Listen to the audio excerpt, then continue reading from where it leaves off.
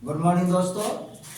ALP का मैंने बताया था कि 9-8 का जो सेट में कल दिया गया था क्वेश्चन 9-8-2018 का जो ये क्वेश्चन था आपका दिया हुआ था, जो एएलपी में पूछा वो क्वेश्चन, ये आपका इडोटेरिया के रुक्मणी प्रकाशन की जो बुक निकली हुई है 3200, उसी का क्वेश्चन है। सेम वही क्वेश्चन है, देखिए लगाते कैसे।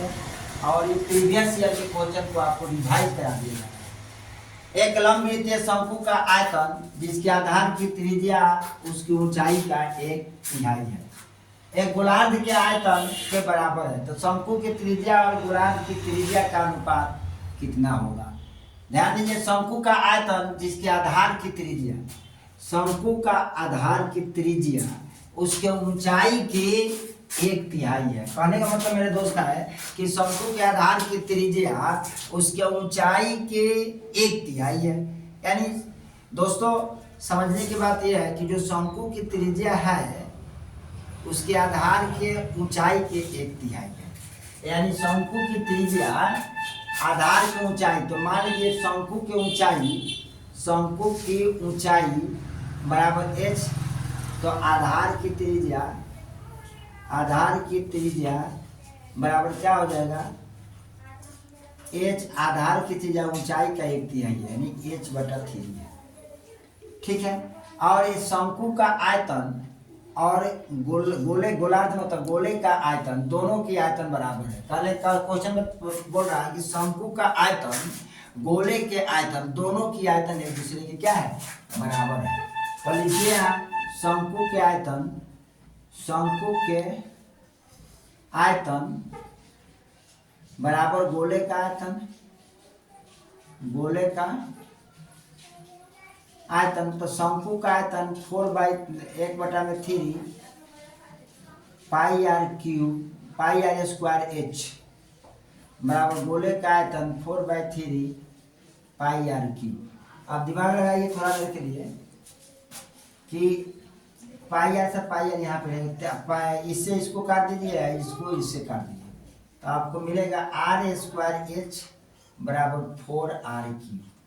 क्लियर बात है। r² h, तो h तो h रहेगा, r² मतलब क्या होगा, h के स्क्वायर/3, 3×3 = 9 गुने h बराबर कितना हो जाएगा 4r का क्यूब, यानी h का क्यूब बराबर 9 से गुना करा दीजिए तो 9×4 = 36 r3।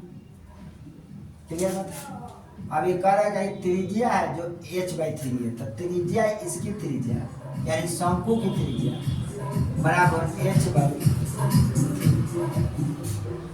तो जब शंकु की त्रिज्या h/3 हो गया तो आप क्या करेंगे कि आपका ये 9×4 = 36, यानी आ गया 36। अब r हम निकालना चाह रहे हैं, तो h के क्यूब, तो 3×3 = 9, 27 यहाँ रख देते हैं, यहाँ पर h रखते हैं, h के वैल्यू r के वैल्यू, तो यहाँ r बराबर क्या हो जाएगा h/3, h के क्यूब बटा में, यहाँ आपका h/q नहीं होगा, यहाँ आप क्या कर लीजिए थोड़ा देर के लिए, दोनों का r के आपकी अनुपात निकालनी है, r और गोले के r का अनुपात निकालना है, r1 r2 मान लीजिए, तो मान लेते हैं r1। यहाँ पर इसके r2 जब हम निकाल रहे हैं तो इसके h का वैल्यू क्या होगा, इसके h के वैल्यू निकालिए, तो ये 1, तो h बराबर क्या होगा 3r, h बराबर 3r होगा, तो यहाँ रख दीजिए h बराबर 3r, तो यहाँ 3r का होल क्यूब बराबर 36, r के क्यूब 3×3 = 27, r का क्यूब बराबर यहाँ 1 मान लो, इसको 2 मान लो, 1 और 2 36, r का होल क्यूब। अब r1/r2 = 36/27। अब ये होल क्यूब में है, तो यहाँ 9×4 = 36, 9×3 = 27, r1/r2 = √3 4/3, यानी √3 के 4 अनुपात √3 के 3। यही आपका आंसर शो करेगा मेरे दोस्त। ओके, इत्मीनान से लगाइएगा, थोड़ा सा प्रॉब्लम होगी सेटिंग करने में क्वेश्चन को, और नहीं तो आपका सुंदर क्वेश्चन है, सवाल बहुत स्मार्ट है। आप लगाइएगा बेसिक से पढ़ लेंगे।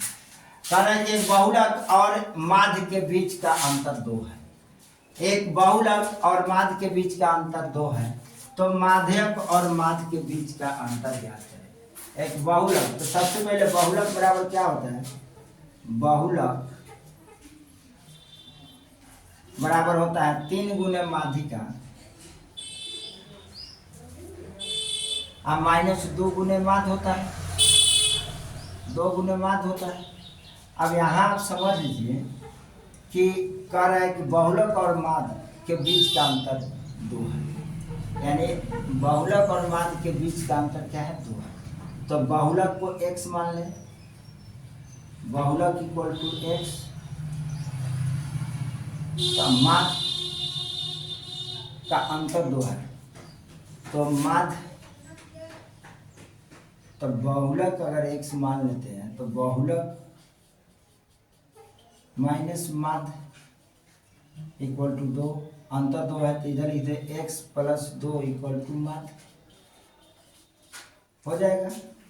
अब बहुलक की जगह x रख दे, माध्य माध्य माध्यिका या माध्यक, माध्यक और माध्य के बीच, माध्यिका माध्यिका माध्यक माध्यिका, माध्यिका और माध्य के बीच, माध्यिका और माध्य के बीच का अंतर क्या होगा? तो मैं इसमें क्या करता हूँ, अब यहाँ पर रख लेते हैं इसका वैल्यू, तो माध्य बराबर कितना होगा? x बाई इतना, ये x इक्वल टू 3 माध्यिका -2 गुने माध्य, माध्य कितना आ गया? माध्य आ गया आपका x प्लस 2। अब आप क्या कीजिएगा, x बराबर 3 और -2x प्लस प्लस माइनस -4, इसको घटा दीजिएगा, यह आ जाएगा x -4 और -2x। इससे आपका आ जाएगा कितना? x की वैल्यू ले लीजिए, इसको इधर कीजिए तो x plus 2x equal to 4, तो यानी कितना हो जाएगा? 3x इक्वल टू -4, तो x बराबर -4/3।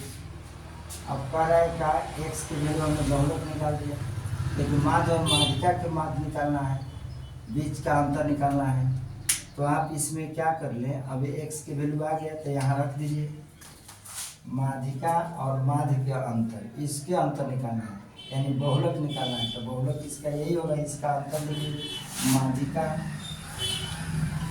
माइनस माध्य, तो माध्यिका माइनस माध्य, और इतना जाओगे बहुत लेंदी लगेगा, ये हटाओ, ऐसे ना बना, ऐसे बना लो। इसका एक आसान तरीका मैं बता रहा हूँ, आपका इतना दूरी जाने से अच्छा है मेरे दोस्त, कि ऐसे बना लो, माध्य बहुलक माइनस माध्य, बहुलक माइनस माध्य बराबर 2, और बहुलक बराबर होगा 3 गुने माध्यिका -2 गुने माध्य, माध्यिका और माध्य के बीच का अंतर, तो बहुलक बराबर इतना।